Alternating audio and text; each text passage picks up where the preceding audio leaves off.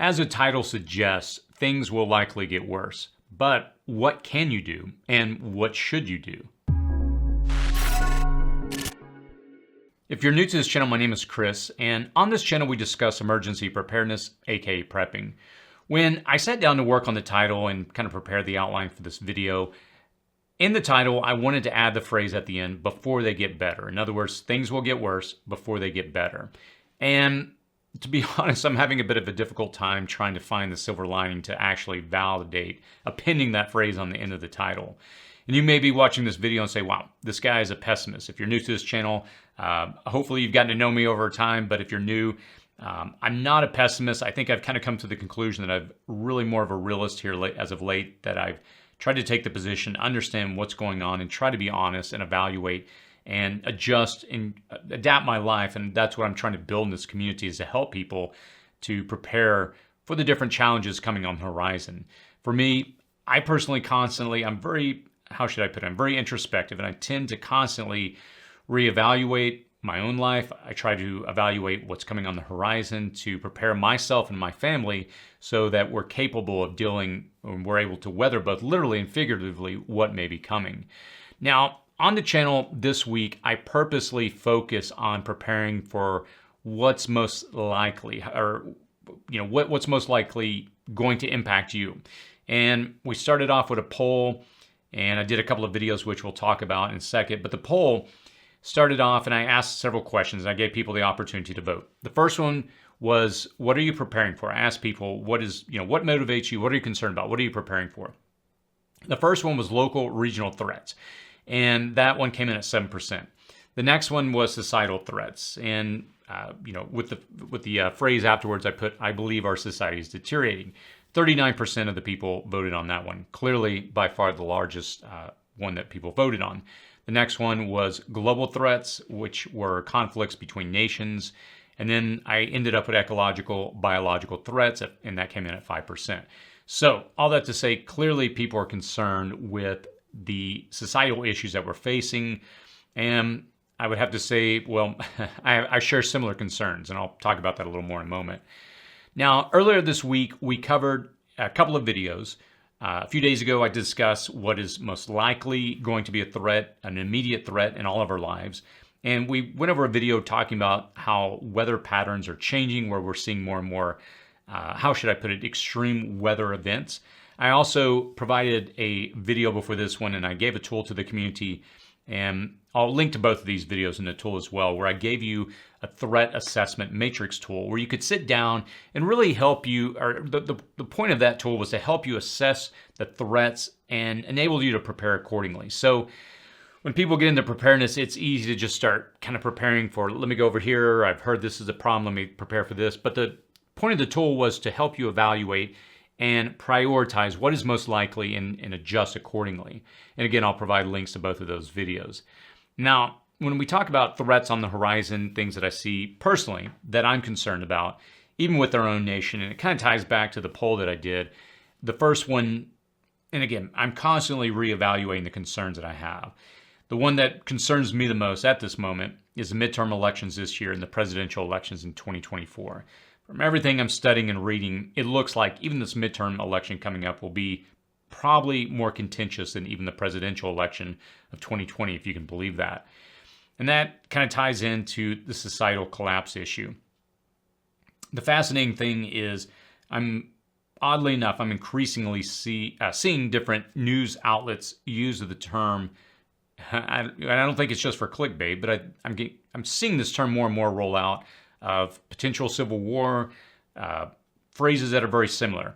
And it's odd to see the outlets that are using these terms, because you wouldn't really associate these particular outlets with this. And not only are the societal issues a concern to me personally, and I'm sure the community as well, but my background, and I've shared this many times, is in science, and the more I study, the more it gets challenging to find hope in the future. Now, all that to say, I'm not a pessimist. I try to view life through a realistic lens the best I can, but I have to be honest about things that I see, and I, again, am trying to adapt to give myself and my family the best advantage, as I said earlier. And a term that I recently learned that I think kind of sums up what it seems like most people are dealing with is adaptive denial. And it's fascinating. The term was used in the context of having or trying to have conversations with people about what's happening and being prepared and getting prepared for what may be coming. And there's a sense of, well, what can I do? It's going to be bad. Most people have gotten, I think that I've talked to have gotten to the point where they realize there are challenges, but they've chosen to just deny it and to continue on with their life.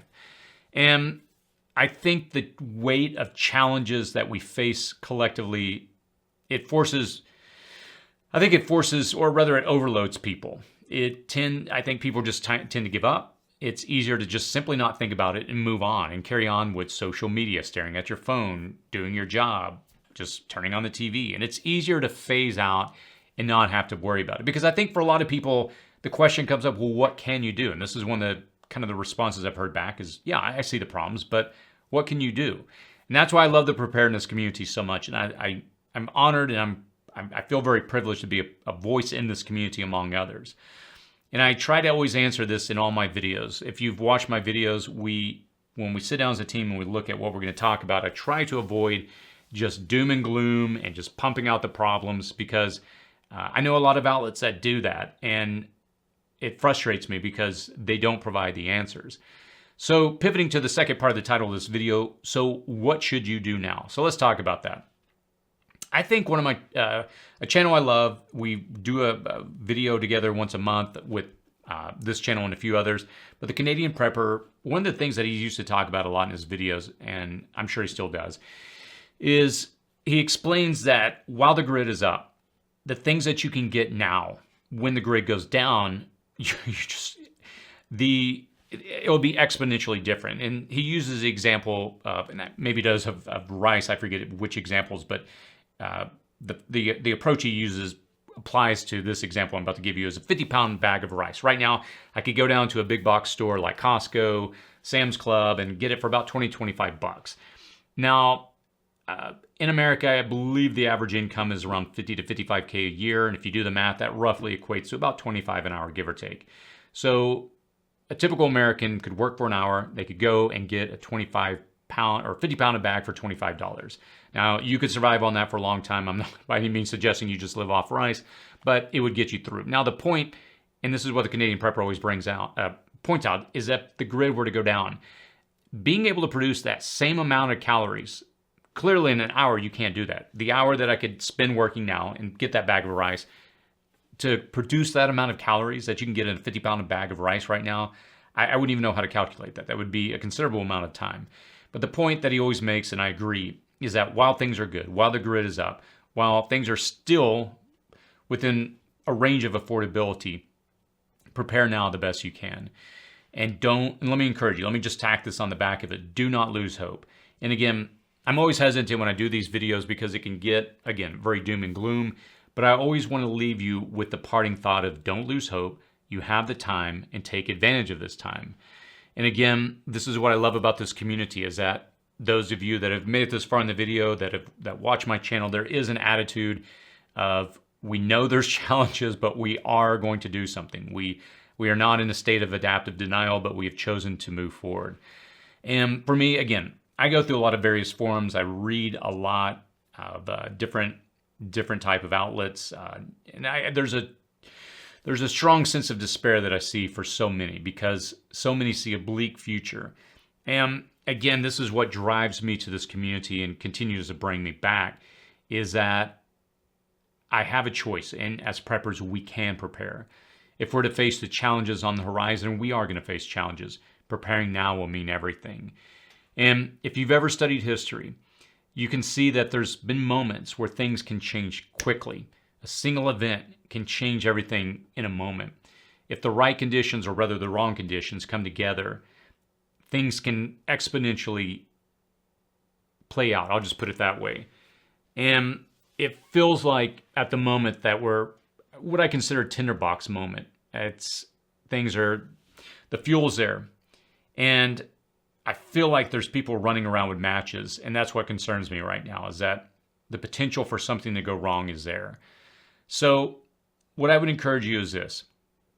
If you're starting out, If you're new, go after 3 days of preparedness. Once you build that, go after 3 weeks. Once you get that under your belt, go for 3 months. And I always tell people this, once you get to a point where you're prepared for 3 months, you've got the bulk majority of the items handled. If you were to say, I could close the door and live on my own for 3 months, really what we're talking about after that is scaling a few things up. Food, water, fuel. And I know that by no means am I saying, well, those are minor issues. Of course, that takes a lot of space and money to do that. But the foundation has been laid, and it's really just a matter of adding on to those at that point for the most part.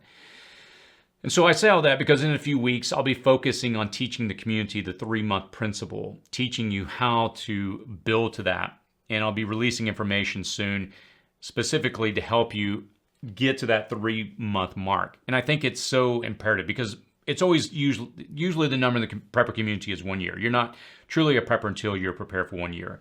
I agree, disagree. I think that is the benchmark we should be hitting.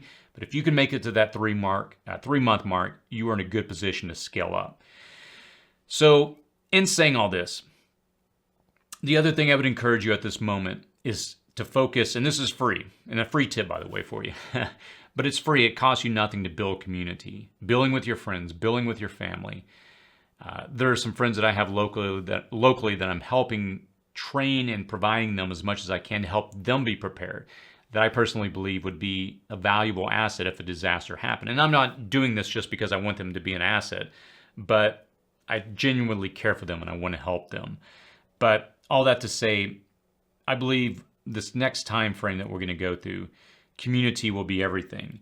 And I always get asked this question, I've talked about it recently, why I stay in California. I get a lot of flack for that. The short answer is always this, it's family. Our family is here, we're very close to them, we have a lot of family here, and leaving it wouldn't make sense. And here's something I've learned living in third world nations. I've shared this before on the channel, I've lived in Afghanistan for a period of time, I've worked in developing impoverished nations, and the thing that I always see is family. That is all they have is community. When I went outside of Kabul, we went out one day and we went into this area that was, it was pretty far out. We were definitely outside of the safe zone. There was no ISAF. We were out on our own. And there was, on the side of the roads, there was markers everywhere for landmines. You can pull your car off, etc. But the thing that you'd always see is these huge compounds. And we got to go into some of them because the person that we were with knew some of the locals. And they took us in. But everything was community. And these people had nothing, but they had family. And they knew that was going to be they knew that was what would allow them to survive. That's how they got to that point. And the point I'm trying to make is build relationships, build community the best you can. Let me finish by saying this. I would encourage you to stay encouraged, but stay focused. I believe the horizon is moving up, but I believe there's time. As always, stay safe out there.